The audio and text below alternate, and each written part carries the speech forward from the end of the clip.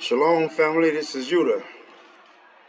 As promised, I'm back. A little sooner than I expected,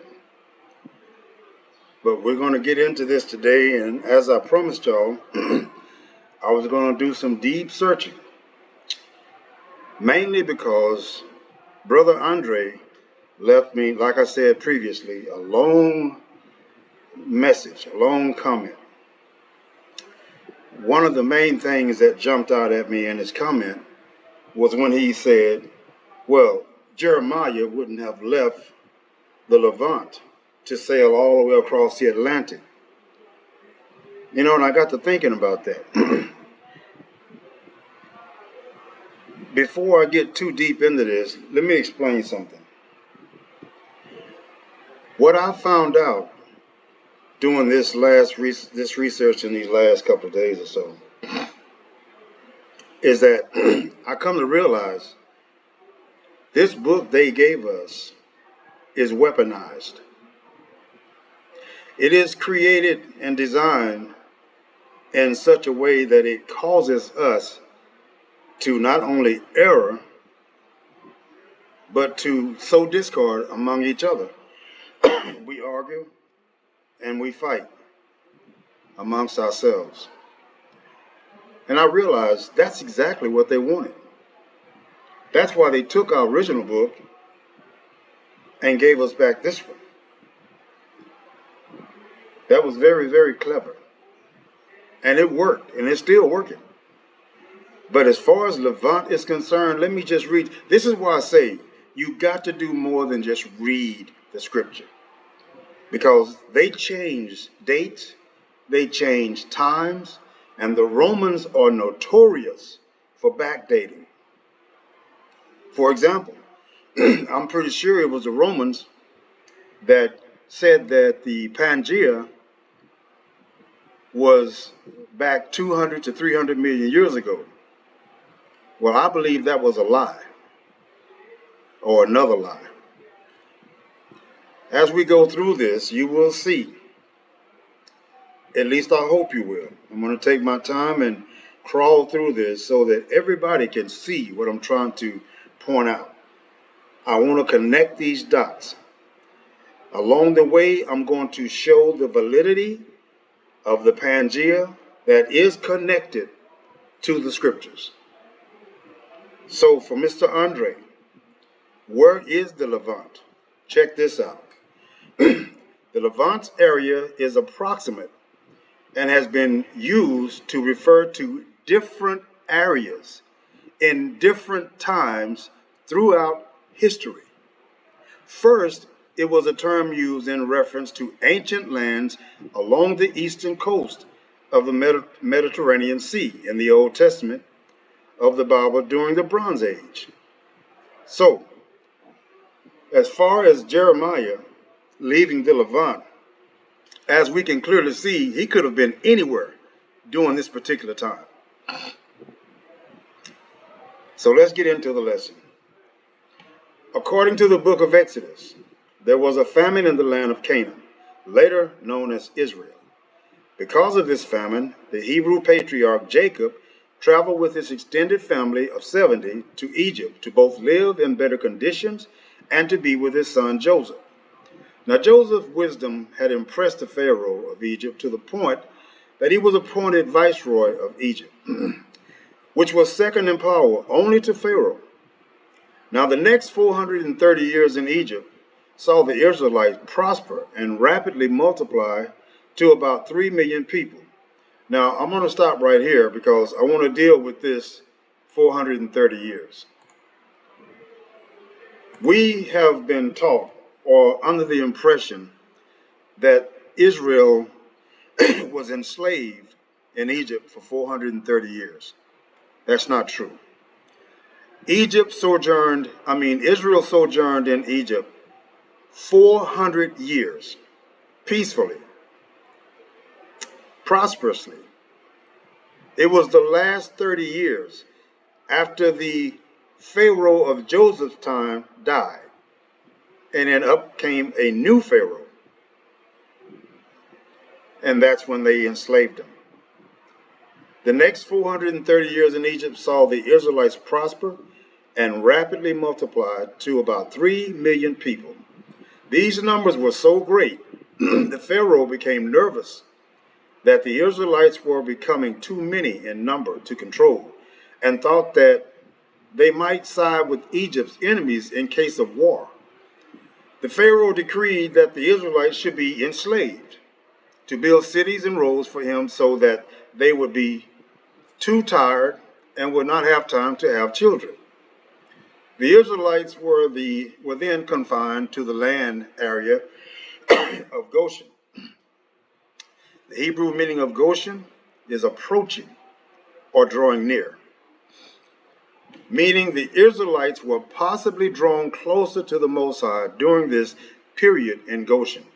Hence, the essence of the Passover story occurred here, which was the fertile land that was east of the Nile Delta and west of the border of Canaan. As slaves, the lives of our ancestors were embittered, and our cedar plate represents their lives under bondage. Let's look at the word cedar. A ritual service and ceremonial dinner for the first night or first 2 nights of Passover. So now you can read that again and see what it's really saying. I took the liberty to put a map up here to show the route that Israel walked on foot, no ships, on foot, from Jerusalem all the way into Goshen, which is in the region of Egypt. Now, as you can see, the red mark here is the path they took. The blue is water. As you can see, they never touched any water. And if they did, it was shallow enough to walk in. So there was no need for a ship. So that being the case, the Most High says, I will send you to Egypt again by ships. If he was talking about the original Egypt, why would we need ships? Can you see what I'm saying? Why would we need ships? I'm suggesting that this original Egypt is not the Egypt that he was talking about. I'm going to prove America is Egypt. And I'm also going to prove that the supercontinent, the Pangaea, was broken up. The landmass was broken up during the time of Amos, when he prophesied. There was also an earthquake during Peleg's days, but that was not the same division. The earthquake that happened during Amos' time, as the Most High said, it shook the earth and the heavens. So we're talking some serious quakes. So, as we see, no need for ships. During the famine, they went into Egypt on foot. Here's that map.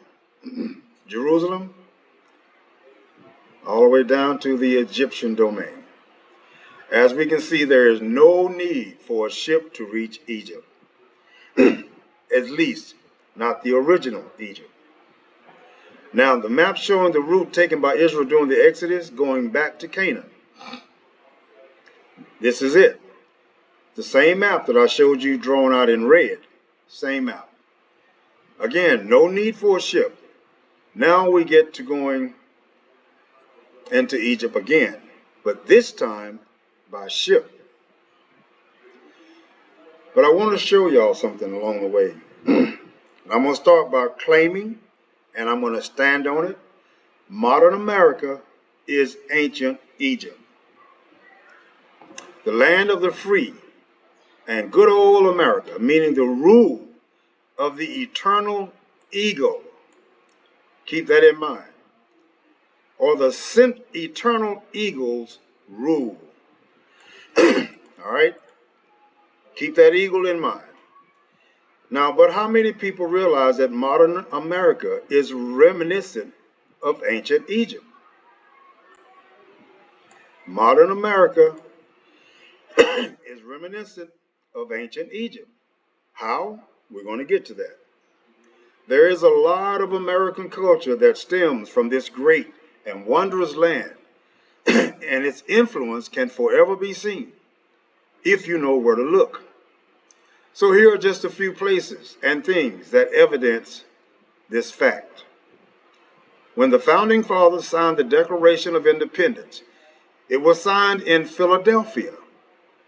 This is so-called from Philae Delphos.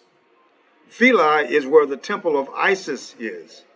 That's the Egyptian goddess, is situated.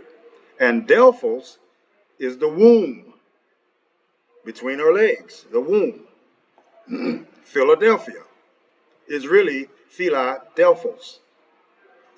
Isis is the goddess of fertility and motherhood. Now, on the 4th of July, Cyrus, also associated with the goddess Isis, is furthest away from our solar sun in the binary and is therefore out of sight.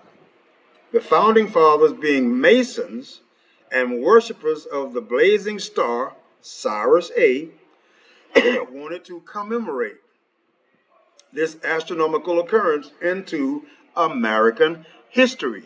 Hence, the date and location the Declaration was signed. The obelisk of Washington, D.C. was erected at the same exact time that Cyrus A, Sirius A, was passed over, and the obelisk is the symbol of the Egyptian god Osiris and male mass energy. Obelisk is penis of Cyrus. Let me highlight that just in case. The obelisk is the penis of Osiris. When we see the White House of presidential fame, this was so called as Memphis, was the original capital of Egypt, and Memphis means white walls, white house, white walls. We can also reference the Oval Office at this point, as the oval is again associated with the womb, Isis. Y'all pay close attention. This is going to be a long one. And also the pituitary gland within the human third eye system that is also associated with fertility and lactation. Oh, man. And lactation, my power just went out. Is also associated with the fertility and lactation, and again, Isis, the goddess of motherhood herself. The dome-shaped buildings of Washington, D.C. and other places around the world also hold this significance. Sirius A is also known as the cosmic egg, for the same reason, namely its association with Isis and fertility. The full lunar moon was also believed in Egyptian times to be the cosmic appearance of Isis, and therefore the moon is the main focal point of many global fertility cults. When we look at the American dollar, we can see a pyramid and the all-seeing eye, both of Egyptian significance.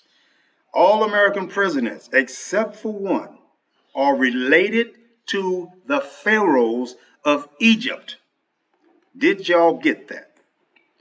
All American presidents, except for one, are related.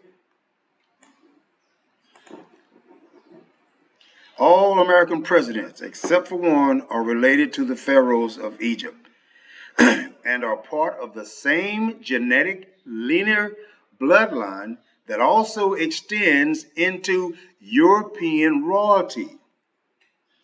And now for a lighthearted fact about the American way, the hot dog. In the Egyptian heat of July and August, the community would sacrifice a dog to appease the heat from the sun, believed to be generated by its binary partner, Sirius A. These were called dog days.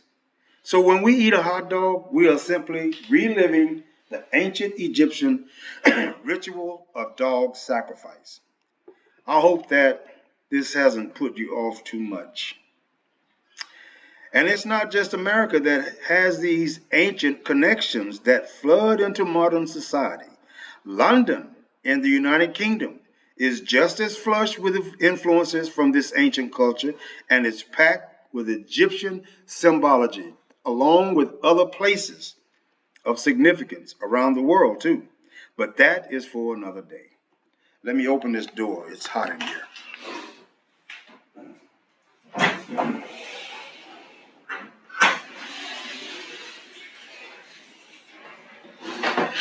Okay. I put this up so you can see the continent before it broke apart. What I want you to notice here is there are certain animals indigenous to certain parts of this landmass. These animals have been discovered in these separated continents. Most of these animals cannot swim. So how did they get to these other continents? That's something to think about. The continental drift describes one of the earliest ways geologists thought continents moved over time. Today, the theory of continental drift has been replaced by the science of plate tectonics. The theory of continental drifts is most associated with the scientist Alfred Wegener. In the early 20th century, Wegener published a paper explaining his theory that the continental land masses were drifting across the earth, sometimes plowing through oceans and into each other. He called this movement continental drift. Pangea. Wegener was convinced that all of Earth's continents were once part of an enormous single landmass called Pangea. Wegener trained as an astronomer, used biology, botany, and geology to describe Pangea and the continental drift. For example, fossils of the ancient reptile Mesosaurus are only found in southern Africa and South America. Mesosaurus, a freshwater reptile, only 1 meter, 3.3 feet long, could not have swam the Atlantic Ocean. The presence of Mesosaurus suggests a single habitat with many lakes and rivers. Wegener also studied plant fossils from the frigid Arctic archipelago of Svalbard, Norway. These plants were not the hardy specimens adapted to survive in the Arctic climate. These fossils were of tropical plants, which are adapted to a much warmer, more humid environment. The presence of these fossils suggests Svalbard once had a tropical climate. Finally, Wegener studied the stratigraphy, I'm going to get it right, stratigraphy of different rocks and mountain ranges. The east coast of South America and the west coast of Africa seem to fit together like pieces of a jigsaw puzzle. And Wegener discovered their rock layers fit just as clearly. South America and Africa were not the only continents with similar genealogy. Wegener discovered that the Appalachian Mountains of the eastern United States, for instance, were geologically related to the Caledonian Mountains of Scotland. Pangea, now this is the part I want y'all to pay attention to because this is a distraction. This was done deliberately, and I'll explain in the part 2 of this lesson. But they say that the Pangea existed 240 million years ago. By about 200 million years ago, this supercontinent began breaking up. Well, I don't agree with that. I believe that is a deliberate method of distraction or a cover-up. The Pangea had to happen during the time Amos was prophesying.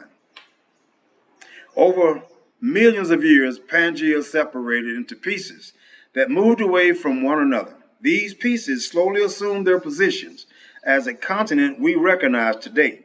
Today, scientists think that several supercontinents like Pangea have formed and broken up over the course of the Earth's lifespan. Those include Pannotia, which formed about 600 million years ago, another lie, and Rodinia, which existed more than a billion years ago, another lie. Tectonic activity, scientists did not accept Wagner's theory of continental drift. One of the elements lacking in the theory was the mechanism for how it works. Why did the continents drift and what patterns did they follow? Wagner suggested that perhaps the rotation of the Earth caused the continents to shift towards and apart from each other. It doesn't. Today we know that the continents rest on a massive slabs of rock called tectonic plates. The plates are always moving and interacting in a process called plate tectonics. The continents are still moving today. Some of the most dynamic sites of the tectonic activity are seafloor spreading zones and giant rift valleys. In the process of seafloor spreading, molten rock rises from within the earth and adds new seafloor, ocean crust, to the edges of the old. Seafloor is spreading most dynamic along giant underwater mountain ranges known as mid-ocean ridges. As the seafloor grows wider, the continents on opposite sides of the ridge move away from each other. The North American and the Eurasian tectonic plates, for example, are separated by the mid-Atlantic ridge. The two continents are moving away from each other at the rate of about 2.5 centimeters or 1 inch per year. Rift valleys are sites which our continental landmass is ripping itself apart. Africa, for example, will eventually split along the Great Rift Valley system. What is now a single continent will emerge as two, one on the American plate and the other on the smaller Somali plate. The new Somali continent will be mostly oceanic, with the Horn of Africa and Madagascar its largest landmasses. The process of seafloor spreading, rift valley formation, and subduction, where heavier tectonic plates sink beneath lighter ones, were not well established until the 1960s. These processes were the main geologic forces behind what Wegener recognized as continental drift. So what evidence do we have that the supercontinents existed? Paleogeography, or the study of ancient geography, is the earth science that studies topics like supercontinents. I won't claim to understand these techniques. There are a few easy to understand ways they can prove past supercontinents. First, the geologic record shows that the same types of indigenous basalt or sedimentary rocks appear in places far from one another. The age of these rocks dates back to the formation of their respective supercontinents. For example, the rocks that made those first huge Gondwana mountains are found both in Brazil and northern Africa and date to the same period. This is strong evidence that these two landmasses were connected, forming that mountain range. Scientists can use the radioactive decay rate of different elements to get fairly precise estimates of the date of rocks hundreds of millions of years old. Second, fossils of the same species are found in places that are currently way far apart from each other. For example, the fossils of the same species of small land-based reptiles have been found on Antarctica, India, and South Africa. Since these species couldn't have traversed the Atlantic or Indian Ocean, it serves as more evidence for Gondwana as a previous supercontinent. One other way to prove the supercontinent existence is through paleomagnetism. When rocks form, their magnetic grains point towards Earth's magnetic pole. By looking at the orientation of these grains and comparing them to the known location of Earth's magnitude pole at that time, scientists can get an idea of where the rocks were formed. Think of this paleomagnetic study sort of like an ancient compass. Fossil evidence. One type of evidence that strongly supported the theory of continental drift is the fossil record. Scientists have found fossils of similar types of plants and animals in rocks of similar age. These rocks were on the shores of a different continent or different continents. This suggests that the continents were once joined. Conclusion: the idea that the seafloor plates form slowly and continuously at a rate of a few centimeters each year as the ocean crust is being rifted apart is not supported by geologic data. The concept of destruction of seafloor plates over millions of years by slow underthrusting below ocean trenches is also doubtful.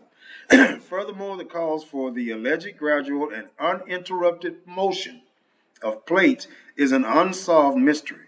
Despite these failures in the modern theory of plate tectonics, the notion that the Earth's surface has been deformed at the margins of moving plate-like slabs appears to be a valid one.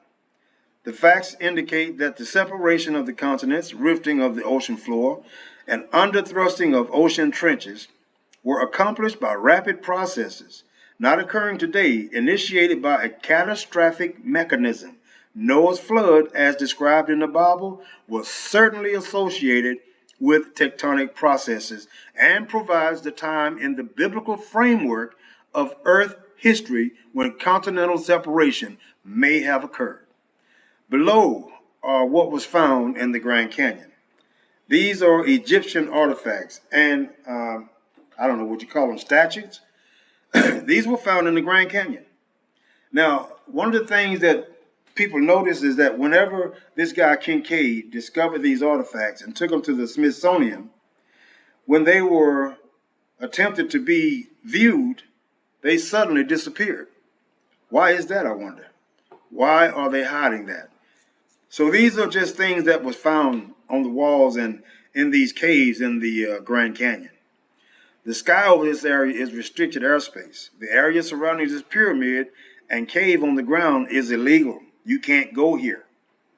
Why? Why can't you go there? They're hiding something.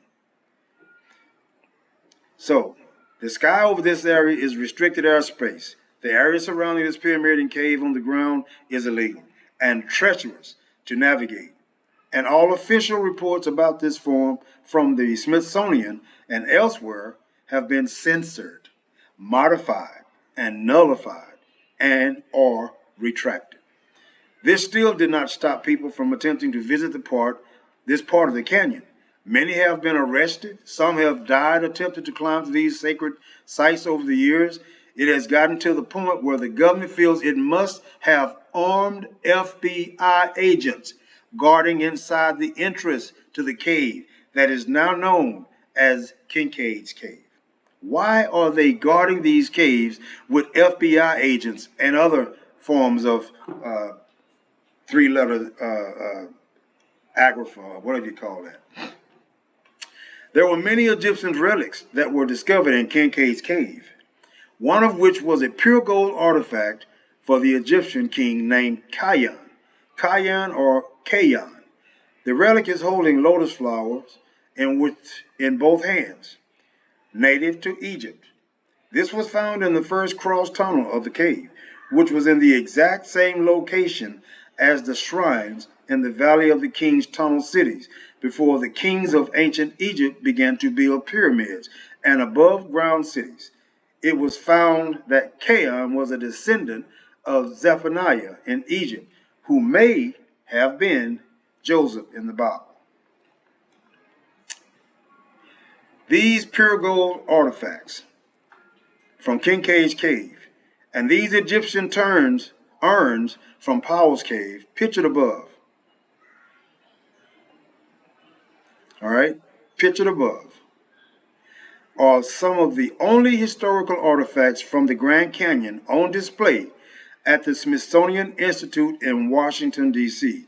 Where did the rest of them go? At least some of them were obviously photographed and documented. But who knows what they didn't photograph or document? There's a reason why other relics that have been found here are not on display. Did you know that all the monuments in the Grand Canyon are named after Egyptian pharaohs?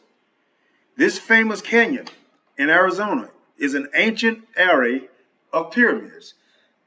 The sites even align with the same stars that the pyramids of Giza align with, the constellations of Orion, and Pleiades. This is the alignment, exactly as it is in the ancient Egypt. Hieroglyphics from Kincaid's Cave. So you tell me, do these artifacts or writings found in the Grand Canyon appear to be created by Native Americans or by ancient Egyptians? I think the answer is pretty clear. Now, you are not allowed to set foot around these areas. They are heavily guarded. The story caused a huge sensation when it broke in the Arizona Gazette back in 1909, but was soon met with skepticism. The Smithsonian has no record of either of these scientists nor their discoveries, and firmly quells any claim that Egyptian artifacts have been found in either North or South America. That doesn't surprise me, and it shouldn't surprise you. And no one has been able to find these supposedly massive caves since. Was this some elaborate hoax, maybe perpetuated by the Gazette to sell papers? I don't think so. But look this up in the Arizona Gazette for yourself. So with all this being said, this is leading us to part 2 of this lesson. So y'all stay tuned. All praises to the Most High. I'll be back soon.